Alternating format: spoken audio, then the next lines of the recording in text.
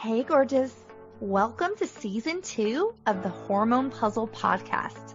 I'm your host, Coach Kayla Smith, CEO of the Hormone P.U.Z.L.E Society, a women's health hub for fertility, hormones, and the business of coaching, creator of the Hormone P.U.Z.L.E method, an infertility warrior, two-time boy mom, and women's health expert. This podcast is for women struggling with infertility, painful periods, terrible PMS, or really just any symptom of hormone imbalance that they are ready to eliminate for good. Tune in weekly as we interview amazing experts in the fields of women's health, breaking down those hormone walls, nerding out on nutrition, and having way too much fun. Whether you're beginning your journey or you've been struggling for years, we're going to finally help you put those pieces of your hormone puzzle back together so that you can get pregnant and eliminate those pesky symptoms for good. Are you ready? This season is packed with even more expert guests sharing groundbreaking knowledge, giving you that jolt of energy that you so desperately need, sending you lots of virtual hugs, and inspiring you to take your fertility into your own hands and make that baby. Thank you so much for tuning in. Now let's get started on your road to transformation. I am so excited to introduce you guys to today's guest, Dr. Mindy Pelz. She is a best-selling author, keynote speaker, nutrition, and functional medicine expert who has spent over 2 decades helping thousands of people successfully reclaim their health. She is a recognized leader in the alternative health field and a pioneer in the fasting movement, teaching the principles of a fasting lifestyle, diet variation, detox, hormones, and more. Her popular YouTube channel combines the latest science with practical lifestyle tools every person can use to reset their health. She is the host of one of the leading science podcasts, the Resetter Podcast, and the author of 3 best-selling books, The Menopause Reset, The Reset Factor, and The Reset Kitchen, with her fourth book coming in early 2022. I am so excited by this conversation as we dive into fasting and how you can use it as a tool to optimize your cycle and your fertility. Now let's welcome Dr. Mindy to the show. Today's show is sponsored by Temp Drop. Identify your fertility window in real time with Temp Drop. Hey, Dr. Mindy, welcome to the show. Thank you. Thanks for having me. Thank you for being here. Like I told you earlier, I'm so excited to talk about this. This is going to be a great conversation. Awesome. Me too. I'm looking forward to it. Awesome. So let's dive into that. I would just love to hear a little more about you, how you started working in women's health. Yeah, well, I sort of stumbled upon it. I laugh because I didn't set out to become like the guru who talks about fasting and hormones. I really just was into family health and really teaching families how to live a healthy lifestyle. That has been my passion for the last 25 years. And one of the things that I realized is that the women, the mothers, are usually the health deciders of the family. Mm-hmm. And so I sort of ended up educating women on how to not only get their health back on track, but then how do they turn around and create a healthy lifestyle for their kids. Mm-hmm. And out of that just morphed, it's like when you're on a path like this, you just get taken to one step and then the next step and the next step. And I fell in love with the concept of fasting. I love anything that teaches how powerful our bodies are.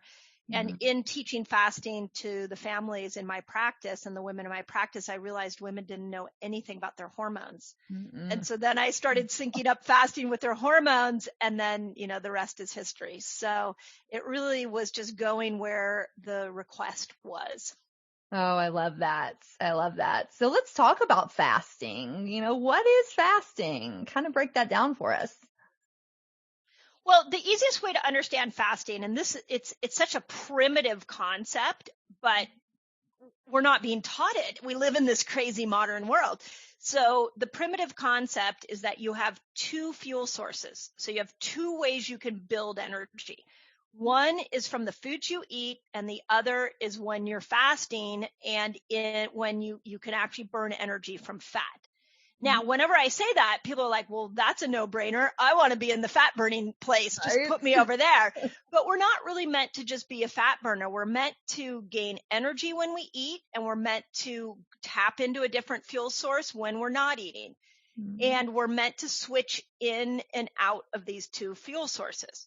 But the problem is you can't tap into the fat burning fuel source unless you go a significant time without food. And the typical time is about 13 to 15 hours. And without food, meaning keeping your blood sugar low, your blood sugar's not spiking, and then your body switches into this other fuel source.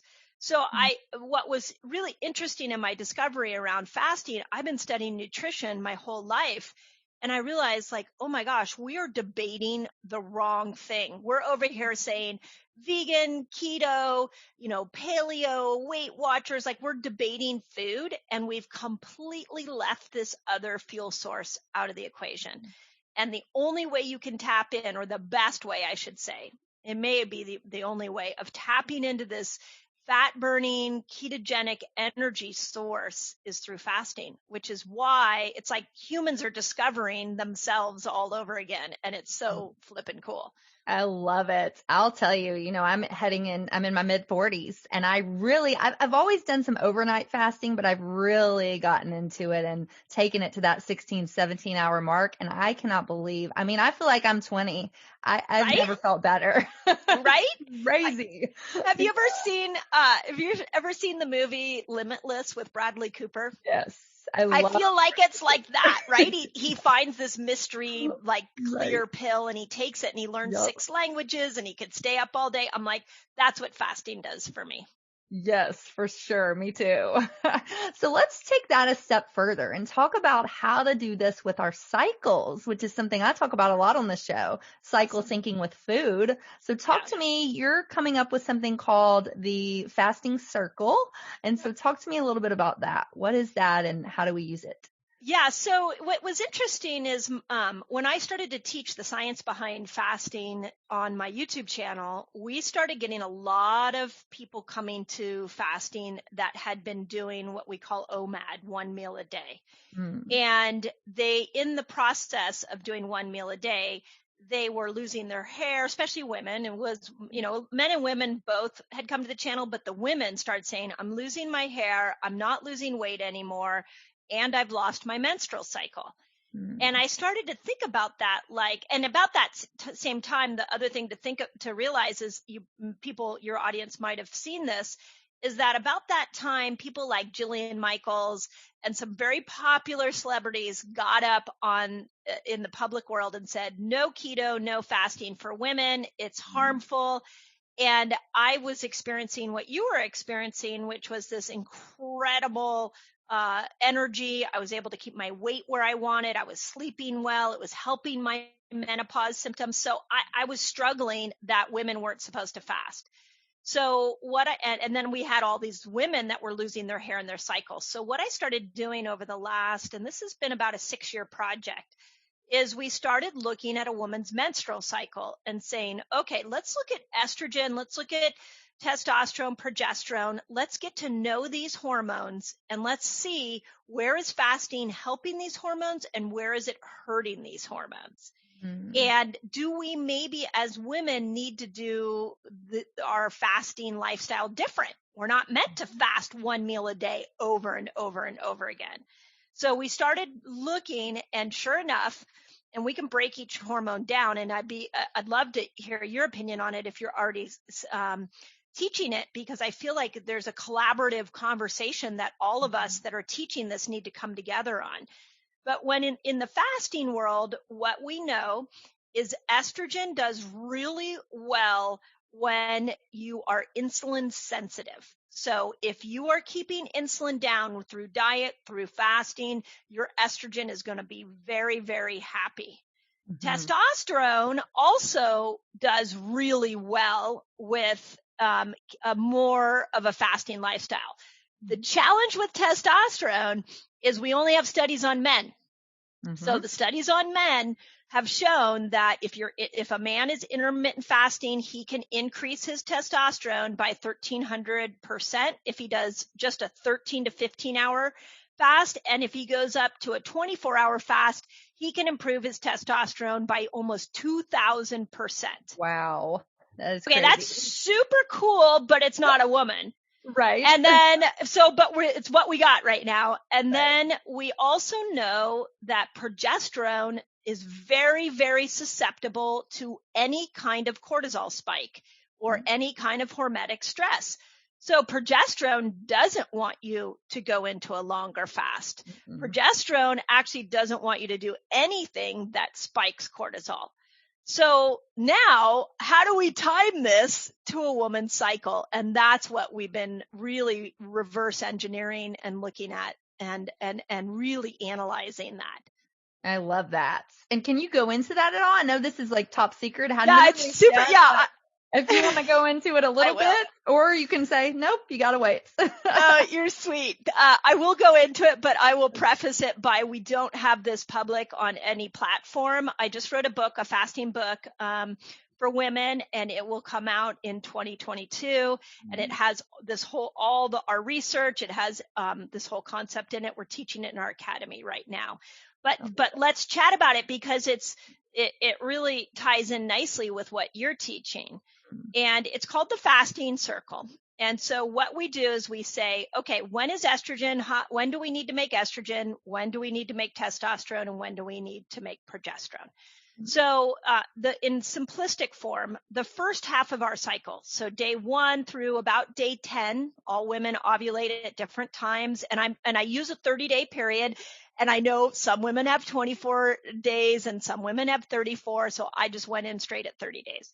So those first 10 to 12 days is when your body is really working to make estrogen.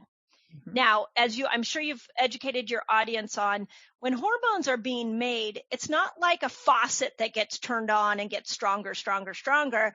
Hormones pulse. So it's like you get day 1 to day 5, you're getting a little bit of estrogen. And then as you get closer to our ovulation period, the estrogen's getting more, because you need to have estrogen to be able to release an egg from the ovaries. So this first part of your cycle, if you want to go keto, if you want to fast more, you will do phenomenal with that. And what a lot of women are telling us is that they actually don't want to eat. Once their period starts, they're actually not hungry. They tend to not crave carbs.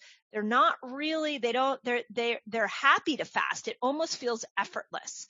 So, and that's because that's how we were designed. Right. So, which is so cool, right? Yes. So then when we go into the ovulation phase, and I actually renamed the ovulation phase because I'm not a fan of follicular luteal, like let's just call it what it is. And I renamed it the manifestation phase because women, if you want to manifest anything in your life, whether it's a baby or a raise at work, you want to do it when you're ovulating because you have estrogen, you have testosterone, and you have a little bit of progesterone. So your superpowers are like on high force. Yes.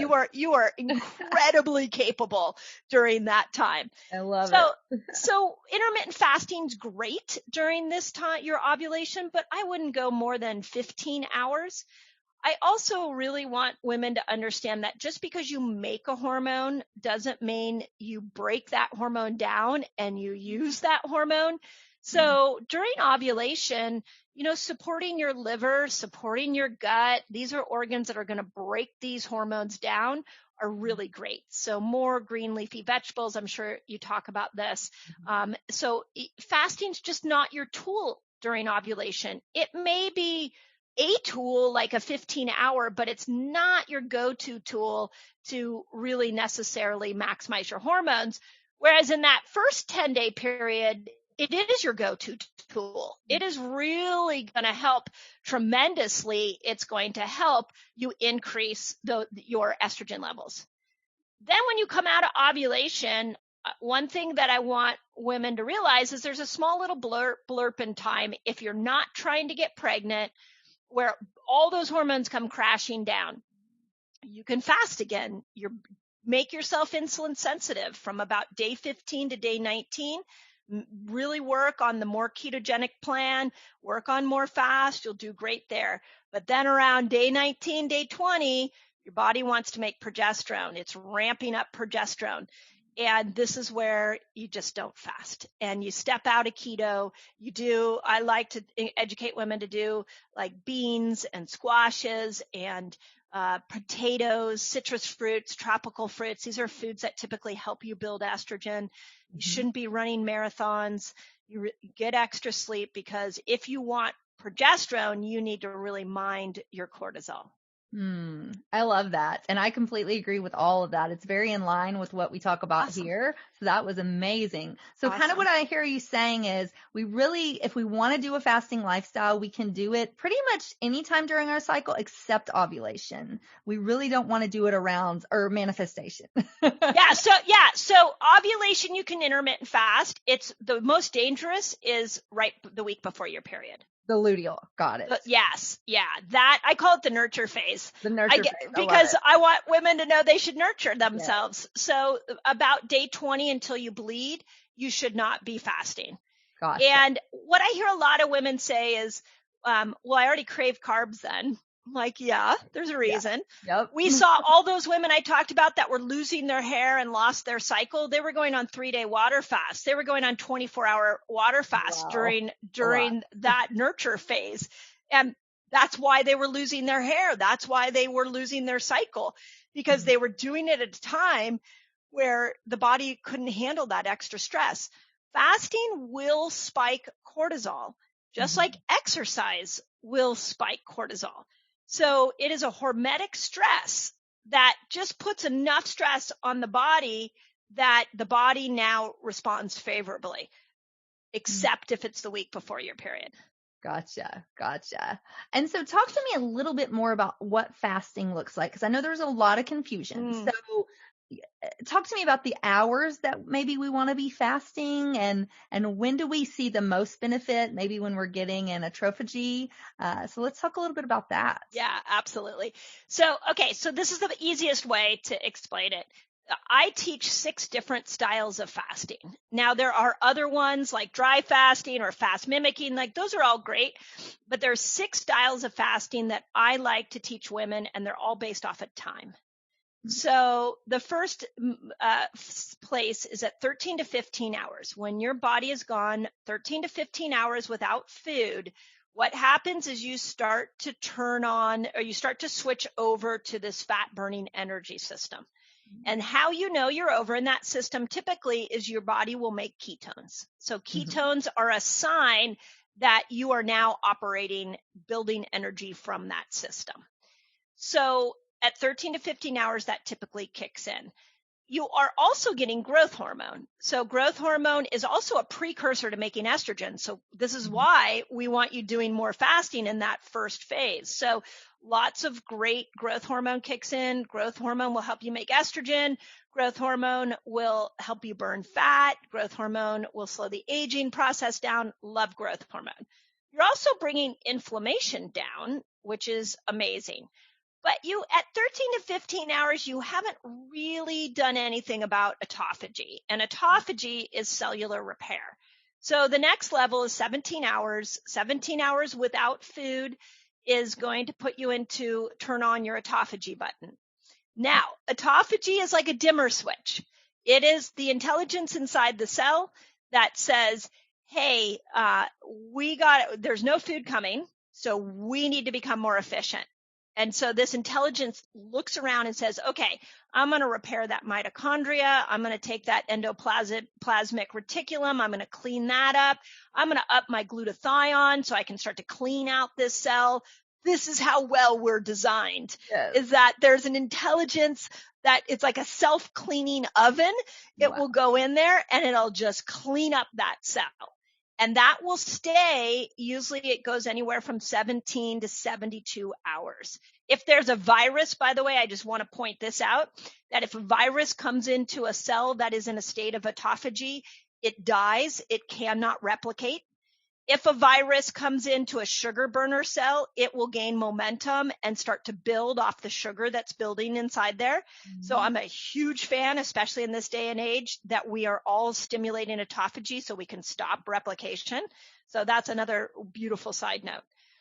At 24 hours, now you start to reboot your intestinal stem cells. This is really important for women that are trying to break estrogen down, especially women that are trying to get pregnant or perimenopausal women who are not getting a lot of estrogen. Just because you're not getting or you're getting it, I should say, just because you're getting estrogen doesn't mean you're breaking estrogen down and using it. So a 24-hour fast will reboot the microbes in your gut, that you get intestinal stem cells that get turned on. And so you start to change the terrain in the gut, which is amazing for all kinds of things.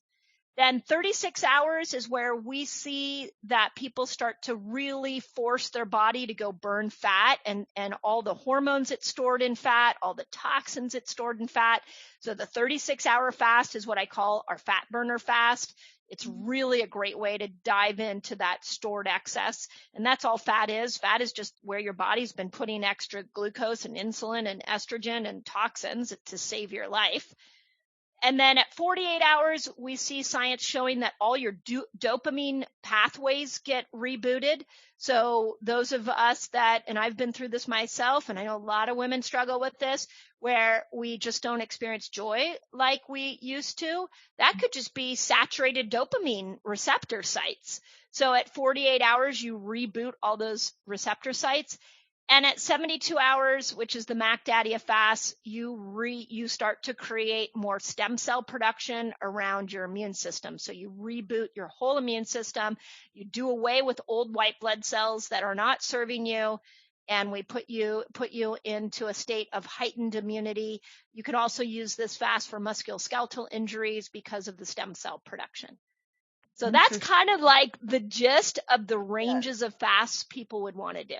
Gotcha. And so how often would we be doing this? Say we want to do a 7, obviously taking into account our cycles, but say we're in the window and fasting is good for us. How often do we do a 17, a 24, 48, 36? Like, what does that look like? Yeah, great question. So intermittent fasting, we encourage women to do almost all the time except the week before her cycle. So, and so to me, intermittent fasting, 13 to 15 hours should just become a part of your normal life, except the week before your cycle. Yes. The autophagy fasting depends on what you're trying to repair. If you went on vacation and you came back and you're like, whoa, I just toxified myself. If you're feeling a lot of fatigue, if you're trying to overcome a condition, autophagy fasting 17 hours, a couple times a week can be really beneficial. The 24-hour fast, we recommend once a week. I think that's a great time to do, just keep rebooting that intestinal tract. The 36 and 48-hour fast once a quarter is great unless you're really trying to heal something or drop a bunch of weight. And then the Mac Daddy fast of the 3 to 5 day water fast, that is once to twice a year. Gotcha. Perfect. So that definitely sounds doable. And I agree. I recommend, kind of like a 13 to 15 always overnights. And then, as you need them when you're not in your luteal phase to bring in some of these longer fasts. Yeah. So I love that. Exactly. Yes. So let's talk myths. Are there any myths that you hear around fasting that you want to kind of debunk here today?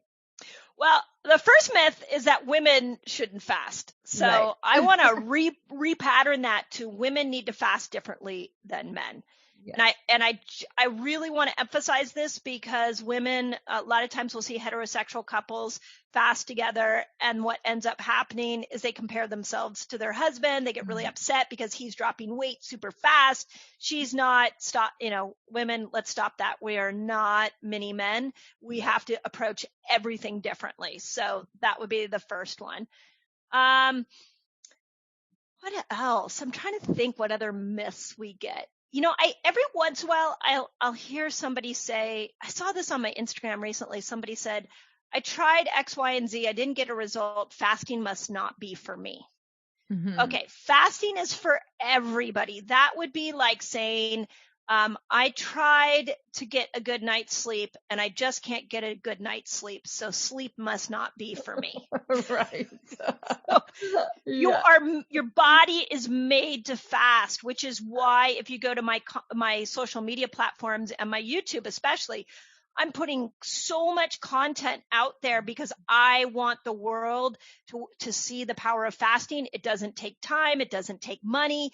It just takes knowledge, and your body, just like sleep, it was meant to fast. So I think that would be the second one when people go, oh, it's just not for me.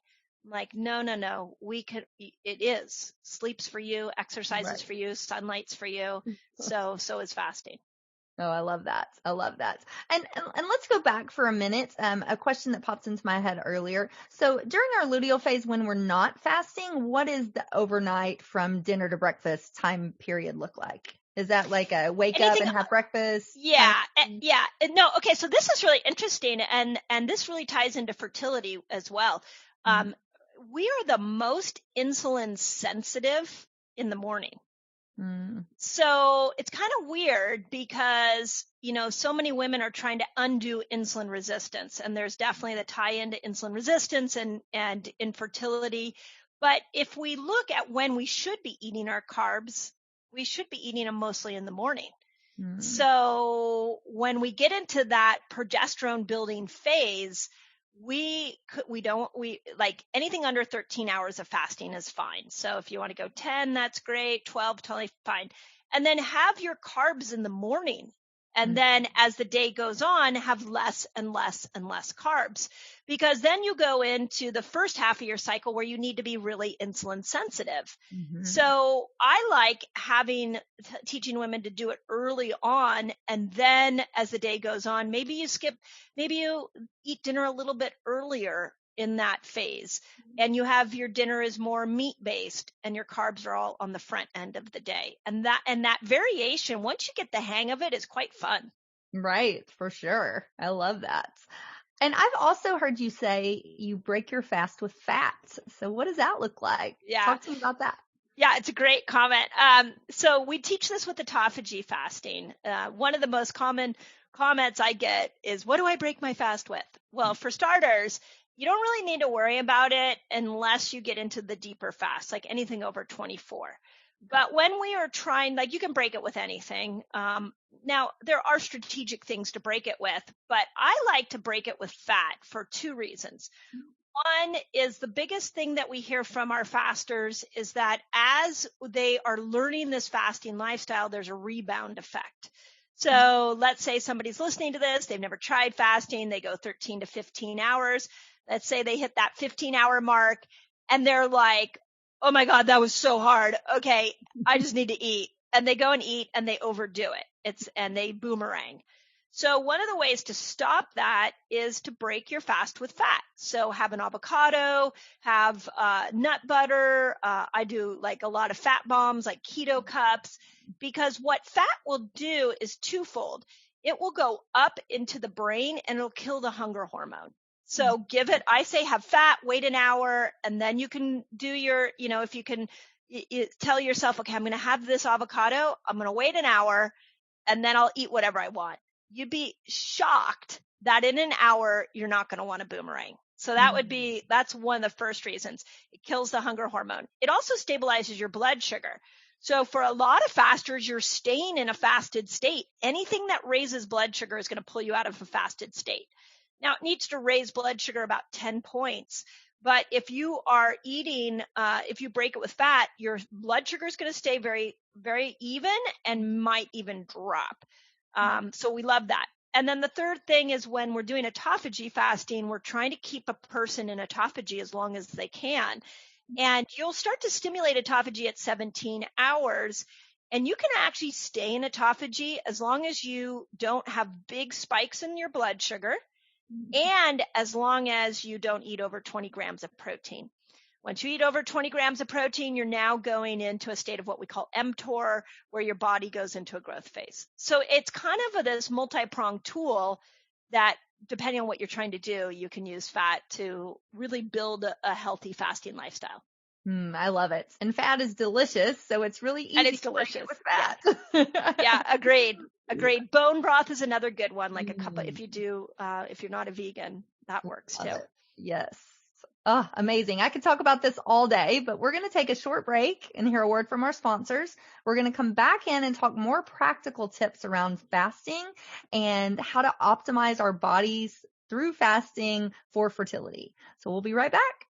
Hey y'all, it's Coach Kayla here. I hope you are loving this episode as much as I am.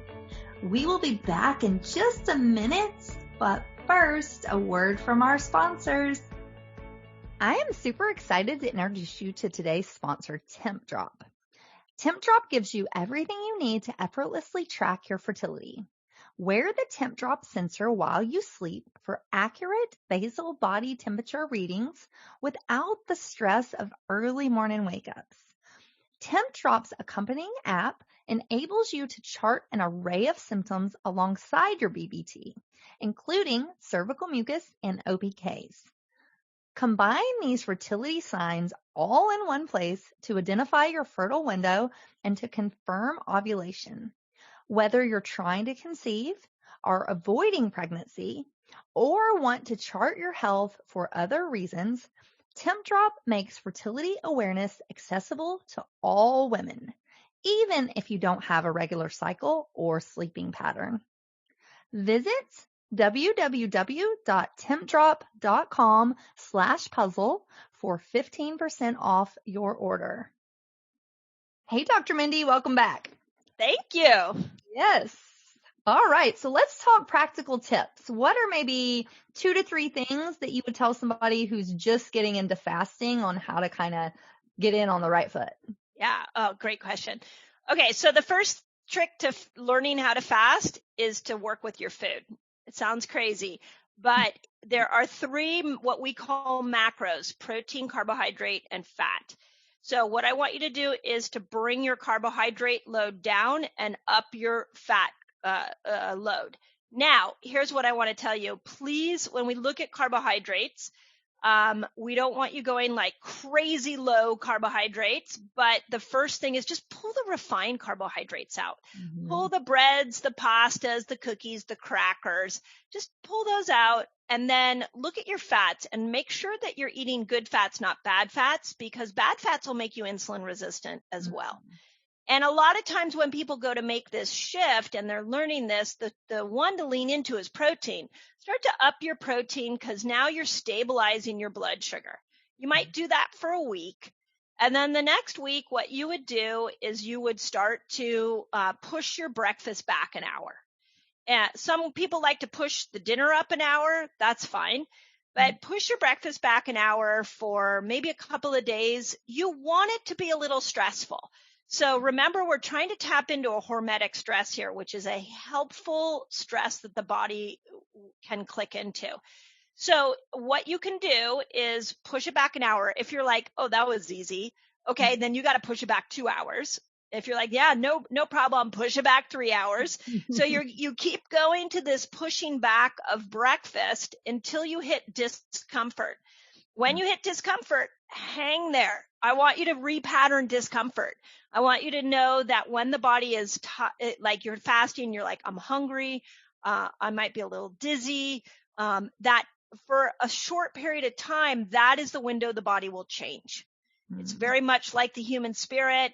You know, I don't know about you, but when the pandemic first hit, all my travel plans got canceled. I did not like that. I had some cool places I was going, but then as I got used to it, I was like, hey, there's a lot of other really cool things I wouldn't have been doing if I had been traveling, and it got a lot easier to the point now where I'm like, oh, I got to travel again. Okay, let me figure out how to do that. So fasting's the same way. You're going to go to that uncomfortable place and like sit there, and as it gets comfortable, start elongating your fast. And then ultimately we want you to build what we call a fasting lifestyle. And there are 3 keys to that. One is you learn to vary these fasts. You can go to my YouTube channel, you go to my Instagram. We have all the different fasts there. The new book will have it as well. Second place that thing you want to do is you want to vary your foods. So you can vary it according to your cycle, like you're teaching, like some of the things that I mentioned. And then the third thing, and this is where women really thrive, is that we are meant to be in community. And we are not meant to do anything in a silo. Even if you're an introvert, that's okay. You can still be sort of in a silo, but you are meant to do health, especially in a community. So we've created free platforms. We do fasting every month, 5-day period. We take different fasts on my Resetter group and on Facebook. I'm now teaching that on YouTube. So we tried to create community around fasting because it makes it more fun, makes it a lot easier. For sure. I love that. And that's what we try to do here too at the Hormone Puzzle Society. We want community around women struggling with fertility. And so I love that. It's a huge piece of it and so important. It's huge and it's not given enough credit. But if you look at, there's a hierarchy to hormones. And at the bottom are the sex hormones. So we are always trying to manipulate sex hormones with medication or supplements. But what controls sex hormones is insulin. So fasting will help you with insulin, but then what has a power over insulin is cortisol. So you got to make sure you don't spike cortisol, and which is why we're talking about when to fast and when not to. But at the top of the hierarchy is oxytocin. Yes. And when women gather in community and we connect, we are bursting oxytocin, which brings cortisol down, which helps balance insulin easier, which ultimately will balance our sex hormones. I love that. And there's multiple studies too that show that people with high oxytocin, and they are creating this through lovemaking, have a better chance of getting pregnant. And so it's so crazy to hear that statistic. So go do something fun, go do something that makes you laugh in community. Love it. I love it. Yeah. Oxytocin doesn't get enough credit. No, it does not. So thank you for that. Yeah. Yes. So let's talk about exercise.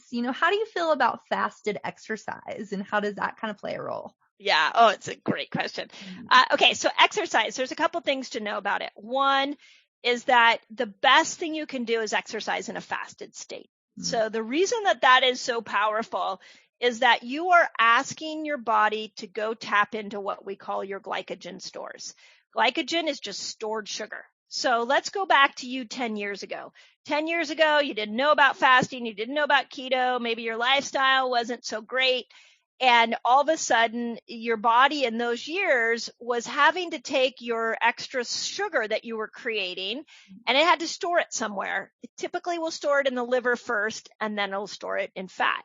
So if you exercise after eating, what you are doing is you are only burning energy from the food you just ate. But if you exercise in a fasted state, what you're doing is you're saying, hey, body, I'm going to go out. I'm going to need some extra glucose, and I stored some in my liver. I stored some in my fat. So go burn that so that I can do my workout. And this is how well we're designed. So the body goes and burns that. So I love working out in a fasted state. I think that's phenomenal. If you're trying to build muscle, my next favorite hack is to eat some protein after your workout. If you're want to know when to do your carbs, it would be great. You go in a workout in a fasted state, and then you're going to be more insulin sensitive after your workout. So there's a way we can start to stack these hacks together.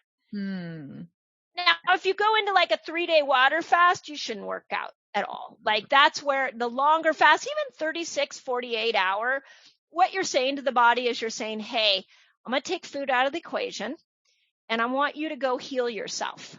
You don't even know you're saying that, but that's what you're saying. So if you start to exercise while the body's trying to heal itself, the body might be like, wait a second, cortisol is spiking over here. I'm over here trying to repair, and you may not get as much of a benefit. And in some case, you might do yourself more harm. But that usually happens anything after 36 hours. Gotcha. And I love working out fasted. It has been a game changer, especially as I'm in my 40s. It is just, I can even feel it now where it's almost like you sweat differently and you just really feel that energy boost, and I can tell I'm burning fat. So it's really, I love it. Awesome. So tell us a little more about where we can find you. Where can we get this new book that's coming out? And how can we work with you?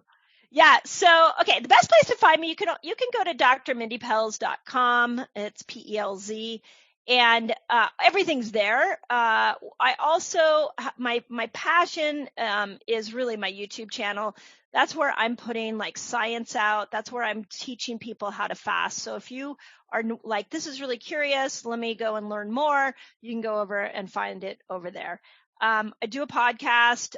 We have a resetter group, a free fasting group where people can fast together. I think we have like 40,000 people over there fasting together. So there's a lot of support. You can hear a lot of cool stories over there.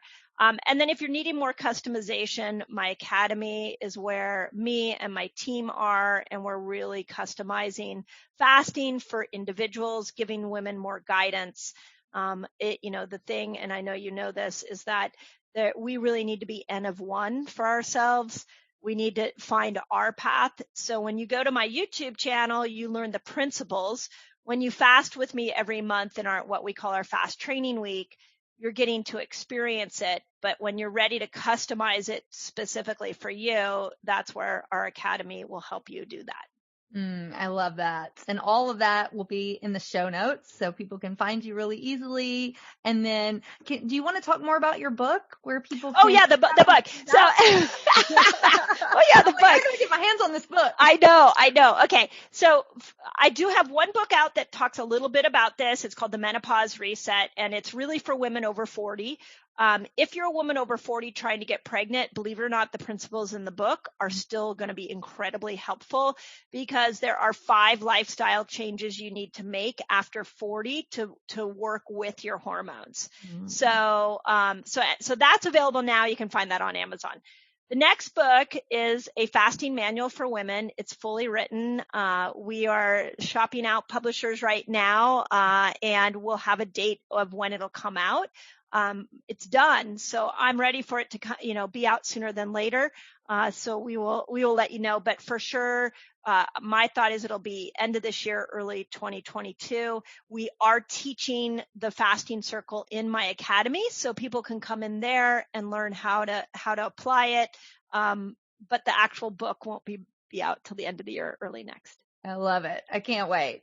Awesome. So any final thoughts before we close out here today? Any words of encouragement or advice for our listeners? Yeah, that's another good question. Well, okay. So, one of my big premises of why I do everything that I do is that I really want women to believe in their own power and in their own healing capabilities. And we live in a world where your doctor, your commercials, pharmaceutical companies, food industry, they're going to tell you that you're not powerful and that your power lives outside of you. I really want to tell you that you are born in the most miraculous body. And the fact that we have these hormones coming and going is not a disadvantage. It is our superpower. It is what makes us so capable and so ready to, be parents and to articulate the words we want. And I mean, there's so many gifts that these hormones do for us. Mm-hmm. So please don't ever lose sight of that. Don't ever let somebody give you a prognosis that makes you upset. Don't ever have, if anybody's, and especially if it's a doctor, says you can't do something or it's in your genetics or this is not possible for you, you run as fast as you can from that person, because you were born in a self-healing body that is asking you to create a lifestyle to match this intelligence. So women have to stop giving their power away. We have to take our power back and start to understand our bodies so that we can heal ourselves. And we're good at healing everybody else, so we need to turn within and heal ourselves. Amen to that. This show, I'm a huge fan of. Be your own advocate. If somebody tells you something that you don't feel is right or you don't think is right for you, then you walk out of that office and you stand up for yourself, because this is your life and this is your future baby. So you deserve that. Yep. So I agree. Amen. I love it. Well, thank you, Dr. Mindy. It's so fun talking to you. Oh my goodness. I loved our conversation. It. Yeah, yes. Thank you. And thank you for all the great work you're doing. I just really, this is this whole idea of our lifestyle map to our hormones, whether we're talking about food or fasting or seed cycling, women need to know their hormones, and we need to know how to move our lifestyle through a 30-day period. So thank you for everything that you're doing. Yes, you are so welcome. And thank you. And thank you guys for listening to the Hormone P.U.Z.Z.L Podcast. Until next time, bye. Today's show is sponsored by Temp Drop. Identify your fertility window in real time with Temp Drop. Today's show is sponsored by Temp Drop. Temp Drop. Know your cycle, understand your body. Hey, hang on just 1 second before you go. I want to make sure that you are aware of all of the amazing free resources that I have for you on my website at CoachKayla.com. From a fertility meal plan, a cycle syncing quick start guide, a holistic healing cookbook, as well as master classes, blog posts by me and some amazing experts in the fields of fertility, hormones, and nutrition. So many wonderful resources that will help you on your journey. And I wish there had been something like this when I was going through my 2 years of infertility, but there just wasn't. And so that's why I decided to create all of this for you. So make sure that you go and check it out and you take advantage of this plethora of support that I have provided for you. And spoiler alert, these were some of the same tricks and the same foods that I used to get myself pregnant, not once, but twice, even after my doctors said that I couldn't. So I know that these things work. So make sure you take advantage of that. And I cannot wait for you to be my next success story. So thanks, love. See you soon. Thanks for tuning in today to the Hormone P.U.Z.Z.L Podcast. Check out the show notes for today's episode at CoachKayla.com. If you like what you hear, please subscribe and leave a review. Thanks for hanging out with me, and I'll see you next week.